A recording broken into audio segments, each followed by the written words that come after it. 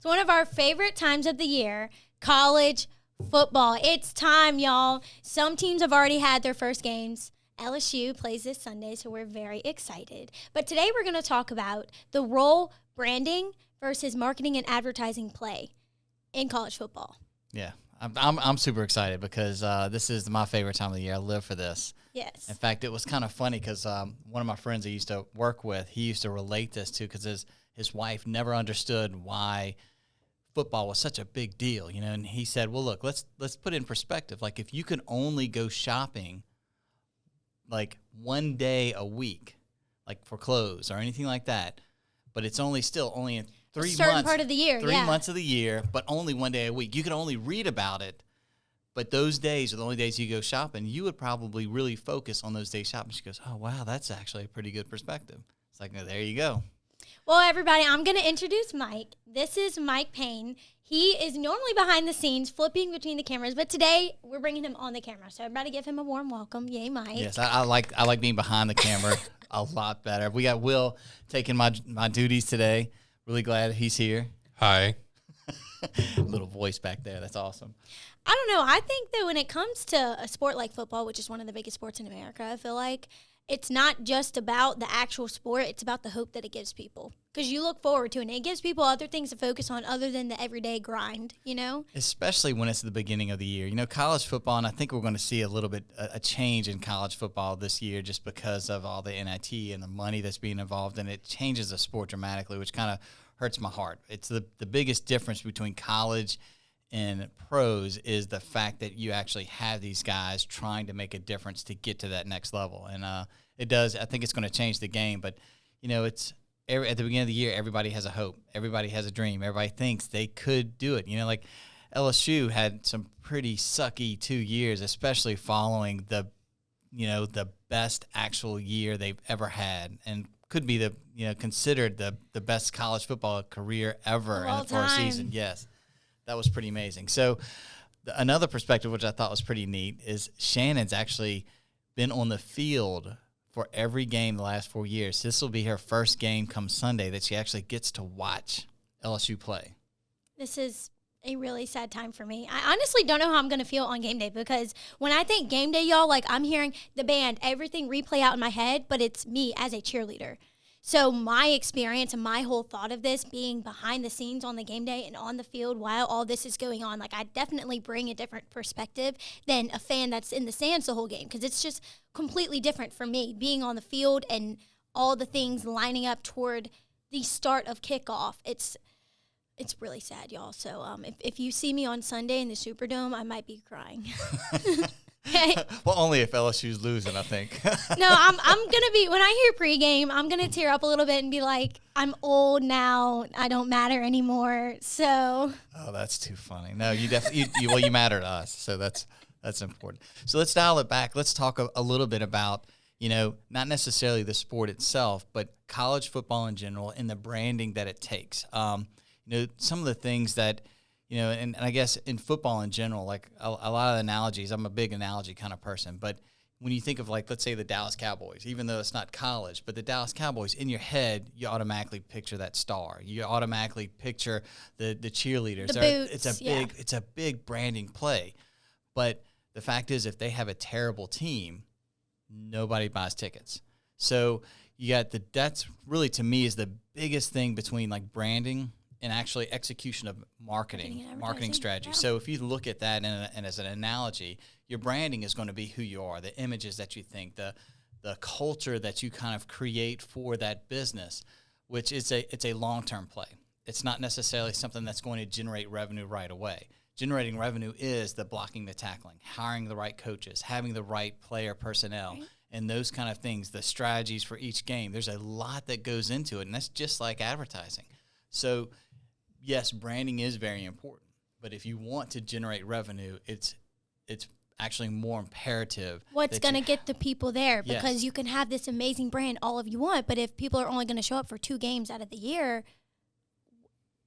that poor team that's playing having barely any people support them. So, I mean, completely agree with that because you got to get the fans there. Without the fans there, it's So, and that's one of the things that we also wanted to discuss today too, is like the college atmosphere, the brands that they have. What's a good brand? What's not a good brand? What, like Ole Miss right now is really struggling because they were they're still the Ole Miss Rebels, but Colonel Reb was their mascot forever, and because of the discriminatory situation and just kind of all of those racial tensions, they've changed it, and they changed it to a bear for, I don't know, it might have been like 4 or 5 years. Oh, see, I don't even remember that. Well, yeah, I don't look. I just know it was a bear because I thought it was funny. It didn't really make a whole lot of sense because the bear is like native to Louisiana, so I don't know where it even came from, how that culture was thought of, or why that brand was put in. But obviously, it didn't stick because they've recently changed it to the Land Sharks now. Yeah. So Ole Miss is going to struggle, and we actually have a consultant that's working with us to do content. So we're gonna pull her in and really kind of get a feel, especially after this first game, to see what it is, because what are they doing? Like you mentioned about the cheerleaders, like Yeah. So, and this is while the cheerleaders aren't obviously the biggest part of the game, they do have a lot to do with the actual atmosphere and experience inside of the stadium when the game starts. And it's leading up to the game. So like whatever signs they're holding up, what they're saying to lead that crowd is the brand. And so to me, it's a little bit confusing if a uniform says Rebels, and they have Rebel signs, but they also are doing fins up. I think it's what they say, like Land Sharks. So I think that's really confusing. I mean, imagine if, you didn't know who Ole Miss was. While they have a great atmosphere tailgating before the game, maybe they get, that's where they're missing that mark, because what are you? Yeah, it's a big question mark. No really offense, is. Ole Miss. No offense. I have friends that cheer there, but yeah. Well, I mean, I think they probably are struggling with it too. I think it's it's the world we live in today. Is that some of the cultures that we have and the history that we have has kind of almost been it's getting reinvented to a certain degree. But I'm curious as to how many people are really going to hold on to that. I mean, in the South, they might still think that like how many people are still going to have Colonel Reb T-shirts wearing around campus. That they're holding on true deer. How many people adopted that bear and really... I don't even remember the bear. When was this? I'm telling you, this was pretty recent. I don't remember that. Because I have friends that are Ole Miss fans, and we made fun of them, obviously. Well, I do too, and I don't remember seeing that. Well, it was during while you were cheering. So, obviously, it was not a very good branding move. So I just remember seeing this and Rebs. And then they have like the... is it called the Rebel Walk in the Grove or something? Yeah. It's like a mini little pep rally before the game. Yeah, so I mean, a lot of schools do that, though. I know LSU does that with their band. I know Notre Dame does that. That's my son goes there. So I used to not be a Notre Dame fan at all. But now, since I'm spending all my money there, I decided, hey, you know what? Yeah. This seems pretty good. And it's kind of funny because, Notre Dame's coach, when my son just started last year, was Brian Kelly. And now LSU just snagged him up, which it's kind of So my son doesn't like me to wear my LSU stuff on campus when I go visit him, but it's still kind of funny. So we'll see. It'll be an interesting year for LSU. But let's talk about the brand that LSU has, since we both graduated from LSU. Mm-hmm. Will also is behind the counter, behind the mixing board. Went to LSU too, and it's something that obviously the culture was a lot different when I went there, because Shannon and I, a little bit of history about Shannon and I. Actually, her dad was my best friend, was my roommate all through college, and so it's a quite a few year gap here. But it's grown tremendously. Yeah. But I think like a lot of when we went, it was huge. Like you don't show up to an LSU game before it starts, like right before it starts. It's an all day event. Parking, everything is kind of insane. And I think Will actually had some pretty good insight into it because he went to LSU without the idea of football, which is, look, Louisiana culture is pretty big. The branding of the football team is pretty big for LSU, but it is actually a really great agricultural school. There's a lot of good benefits to it. So it's a great manship school. Yes. So, Will, why don't you share your insight that I thought was pretty hilarious that you told me this morning about your first game day experience? So I went to LSU a few years back, but I grew up, pretty introverted, pretty nerdy. I was, way more into comic books and that kind of thing. So just sports wasn't just a huge part of my life. It's a big part of Louisiana culture, but I was always in books. So when I got to LSU, I didn't really comprehend how big of a deal football is. Like, I was like, oh yeah, there's a stadium, that's cool. Like, it didn't strike me that this is Tiger Stadium. I mean, you can see the thing when you drive across the bridge. It's huge. It seats like 90,000 people. I think it's over 100 yeah, now. it's well over 100,000. It was 90 when I went there, but they've grown since Yeah, then. they've added that upper deck. Oh man. So it's just any other Saturday to me. I wake up and I'm like, oh, things seem a little bit more active on campus today. Well, it was a game and a big one. So I wonder who we were playing. Oh man, I don't rightly remember, but so for those of you who don't know, the stadium fits 100,000 people, right? Roughly. But on campus, there's also another 100,000 people. Yeah, the tailgating experience is so amazing. People will actually just go for the tailgating experience and not even go to the game. Like, they'll park RVs, set up their satellite dishes, watch the game from their RVs, but just party all day and just experience it. Yeah. Well, not to interrupt your story, I promise we'll get back to your story. But that the difference, y'all, Friday nights I would go to bed early, and Saturday when I woke up, it felt like Christmas. And that sounds crazy, y'all. Like, it's just football, but for me, like, being a cheerleader for LSU was like my biggest dream.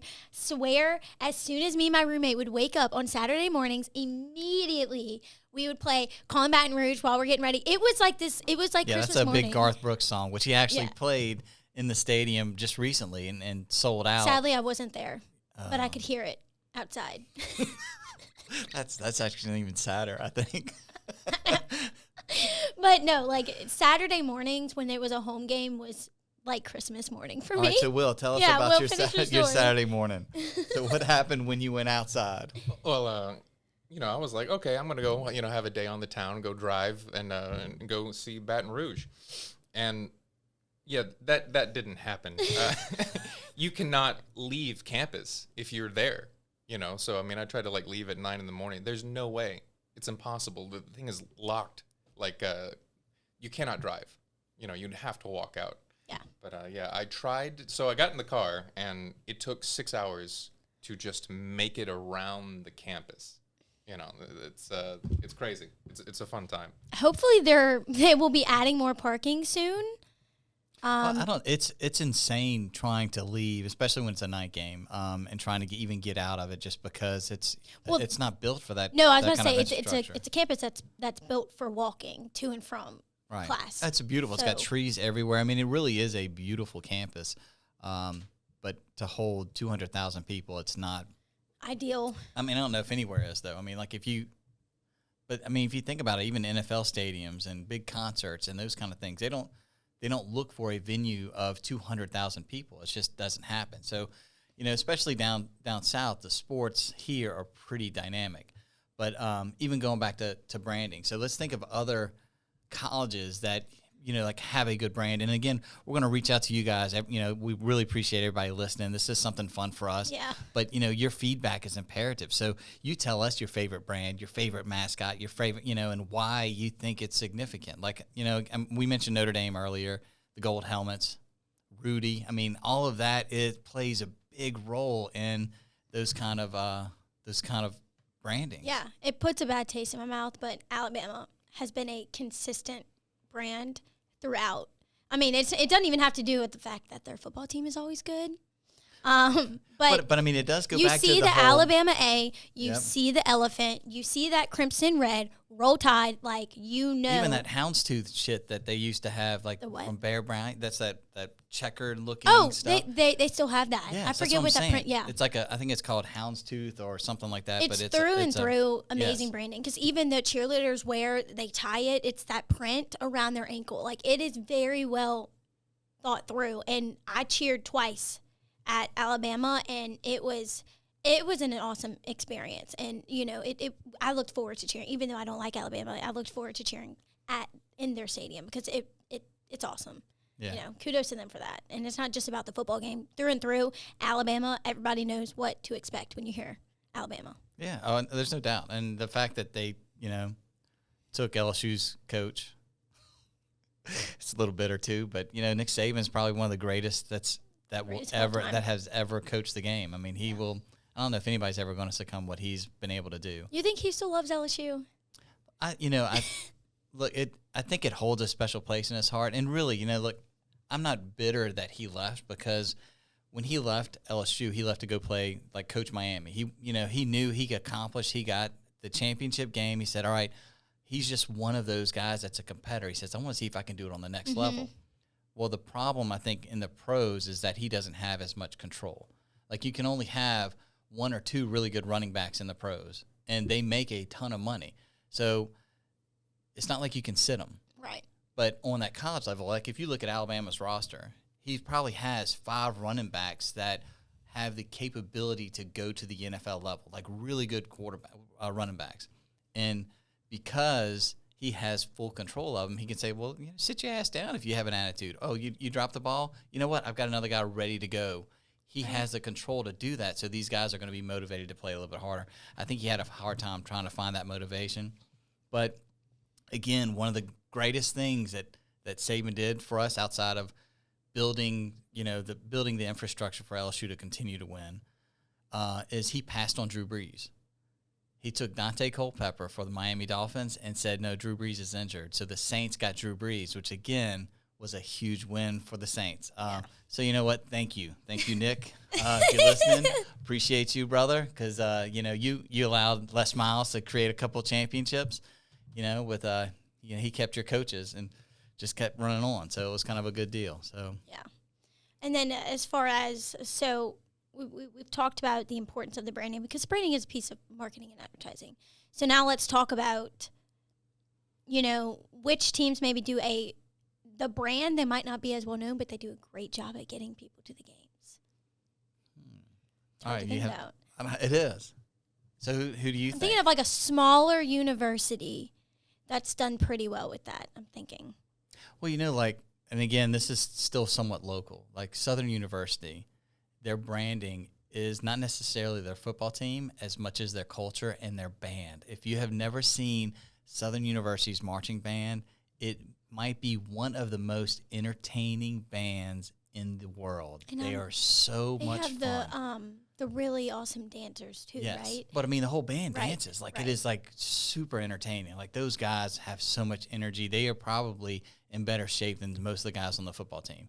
I can't imagine with all that gear. Oh my gosh! It's a lot of fun to watch. But again, that's another really good brand. That's a very good culture. Like a lot of that, it's an all black university, so they really kind of embrace that culture. It's in Baton Rouge. It's not far from LSU, but it's a lesser known university unless you follow that type of that group. But they do. I think they do a good job of branding. The Hawaii teams always seem like they're a lot of fun. I'm trying to think. So when University of Arkansas, I've heard their fans only go when they're good. And actually, I went to a baseball game there. Arkansas beat us twice. But it was crazy because we were listening to the radio, or maybe it was a podcast, and the person talking was straight up bashing this young player, and it really hurt my heart because I'm like, what is this message that you're saying about University of Arkansas's culture? Either way, that's someone's child, that's an athlete, they're doing their best, and for you to – so I was just like, that said a lot to me about their culture. They hop on a bandwagon when they're good. They like to call the Hogs, but after that, if they're not good, those fans aren't showing up. Yeah, they will publicly bash a player. What does that say? Well, I think a lot of, and it's weird how the culture of people that, and Gary Vee talks a lot about this too, about how if you're a good athlete, you really almost have to shut out the noise because really you're the one playing the game. All these other assholes are just sitting on the bench. They're out there. Trying to tell you, right? Who are they? Yeah. And especially when you're talking about 18-year-olds. I mean, those are kids. You really, and it's weird that we base, especially you were talking about how excited about it. We're basing all of our emotions, like whether or not we're going to be happy on Sunday is all based off of a bunch of kids being able to execute a plan. It's like it's funny how your emotions can run strong when it comes to something like that. But again, it's it's being able to shut those voices out. It's got to be really tough for those young athletes to do that kind of stuff. That'd be interesting to ask an athlete. So if an athlete is watching this and you want to come talk on our podcast, that would be something really interesting. Also mascots. I know most of you guys can't talk, but look, we'd love to hear about the branding. Just have you sit right here in the seat. We'll ask you a bunch of questions. You can nod, maybe. We talked about this. Notre Dame's mascot. I've never even seen Notre Dame's mascot, but you were telling me it's an actual person. So although, every other university's mascot is a person inside of the suit, Notre Dame's mascot can talk. Yeah, they actually, they were just on, I saw him with the NCAA when they were doing it. He was driving the car and he was talking. In fact, their intro videos and all that for the games, he's actually up there pumping people up. I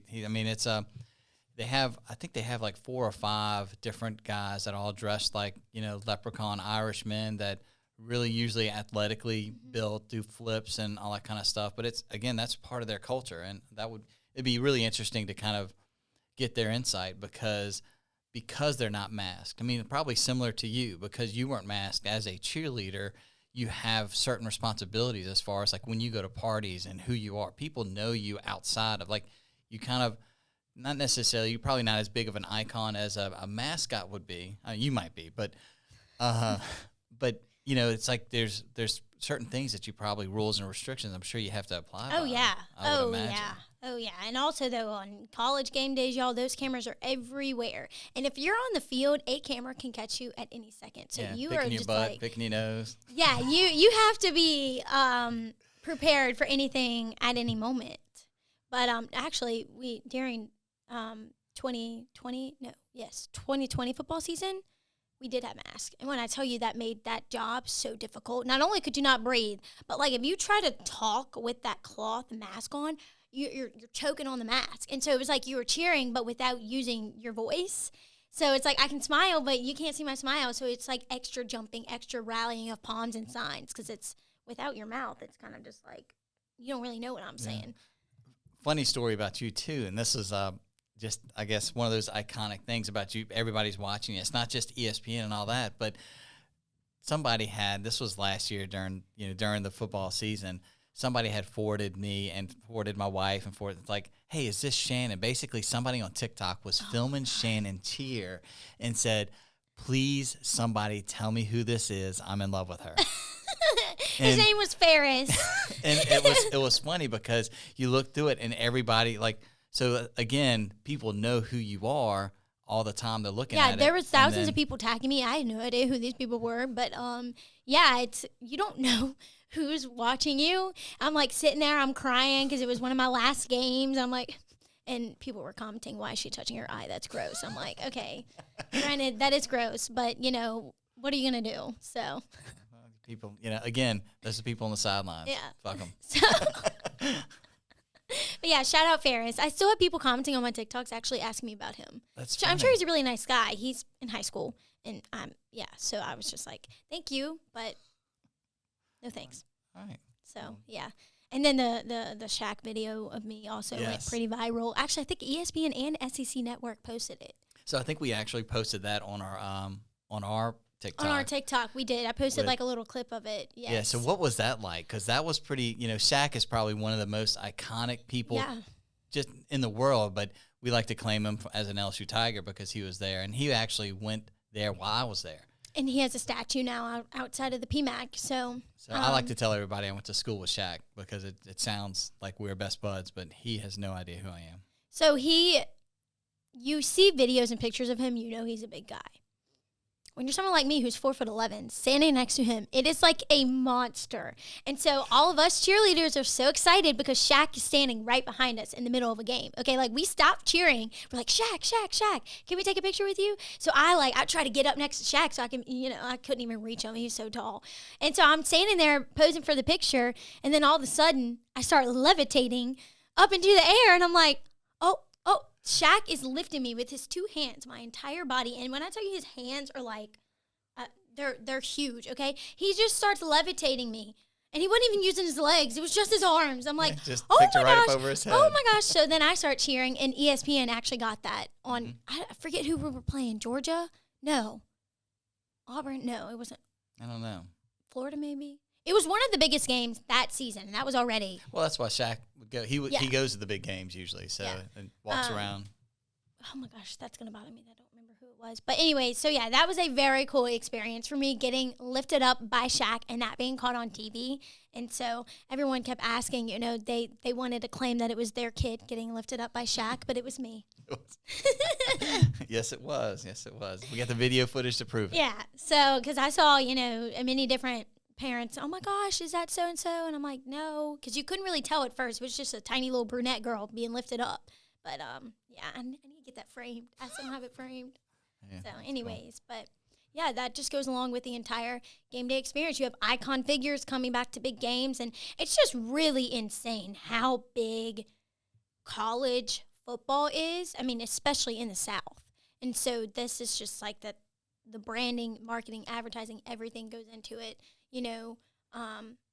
So maybe where do you think that LSU can improve for their marketing and advertising? I don't know. It's it's just one of those things that, again, I think the marketing and advertising, they want to sell tickets, they need to win. I think, and they, getting a big name coach like Brian Kelly probably was a big step. Now, my biggest concern with this is that, especially getting somebody out of the SEC. SEC is just, it's a totally different culture. Mm-hmm.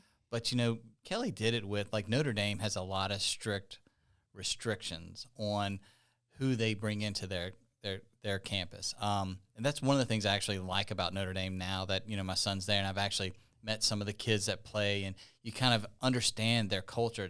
It's a totally different, like, all of their guys, when they get off, they're gentlemen. Like, they're not allowed to wear their headphones when they do their walk. They're waving to the fans, or, they're talking to them, they're saying hello and things like that. It's a different type of culture. It's like they really want to show appreciation to the fans. When you see the LSU guys come off, a lot of times I don't want to say definitely like a gangster mentality, but they're really focused. They're ready. They're dialed in. They've got their music playing that's firing them up. They're getting ready for war. They're going through their internal battles. They're not really worried about. They're basically shutting out the crowd. They're not necessarily worried about. They're focused on what it is. So, but then, like, what is the point of them walking down Victory Hill? Yeah, it's like it doesn't give you that warm fuzzy feeling. It's just like, okay, they're there, whatever.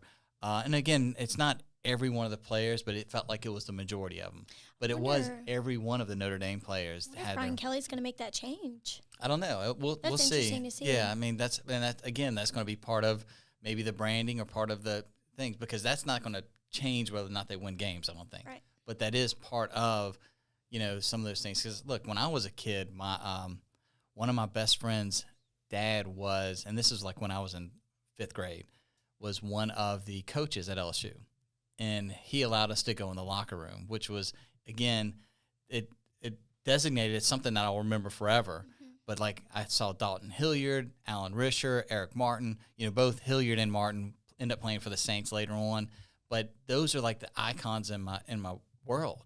But, of course, it was also the first time I saw a grown man naked. And it kind of really, really kind of, whoa, hey, I didn't realize we were going to go to the locker room and see this. Yeah. But, again, the impact that these kids have, I don't think they realize it as far as being role models, for everybody that's looking up to them. And it's scary because you're putting a lot of weight on these kids. Oh, yeah. I mean, not just to win the games, but to be good role models. And but now imagine with all of the NIL deals, they are public figures.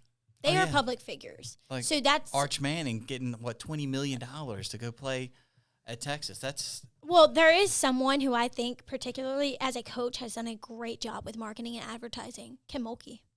Mm-hmm. I mean, hello, she's wearing small business owners' clothes. She's immersing herself in the community. And I mean, Kramer, her son, played for LSU too, yes. But she has made it a point. She has had separate meetings, and this is one thing, the cheerleaders at LSU love Kim Mulkey because she makes us feel appreciated. And it was just, she does different things on her own time that she doesn't necessarily have to do, but she does it to get those people to those women's basketball games. And as a senior, we wanted to go cheer at the women's games, which typically the women's games don't have as many fans, which sucks. But this past year, they were so much fun. Kim Mulkey, she got people to those games. Even if they didn't win, you still felt so proud of them because it was the Kim Mulkey showing how much she cares made you care. And it was, she did a phenomenal job with that. She's obviously a very, very good coach. Yes. They're going to have a winning environment there very soon. If not, I'm scared right of now. her, but I love her.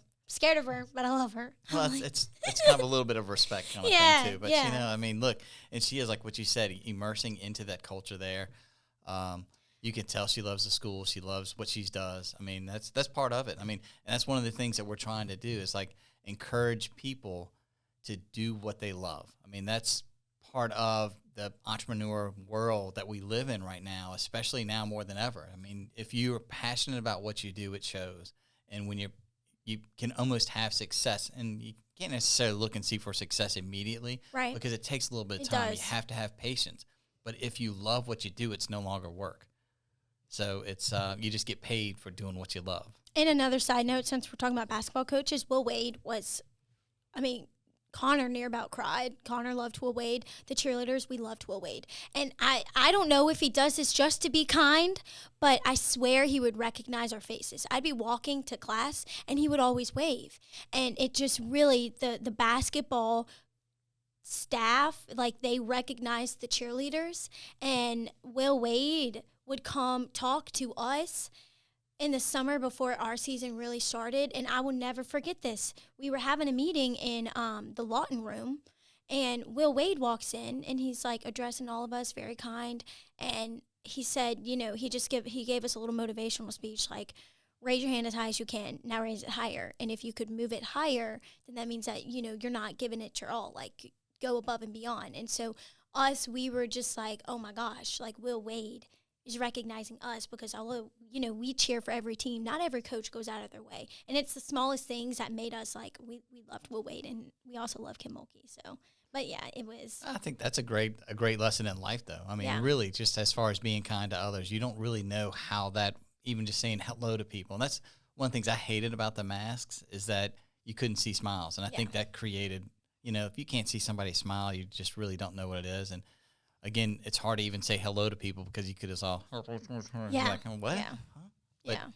But again, let's I guess we can wrap this up, as far as it was this was my fun little first podcast. I appreciate it. Shannon. I That know. was nice. Well, guys, drop a comment, maybe your favorite college football team, your favorite college football coach. Who do you think has the best brand? It might not be your favorite team, but who has the best brand?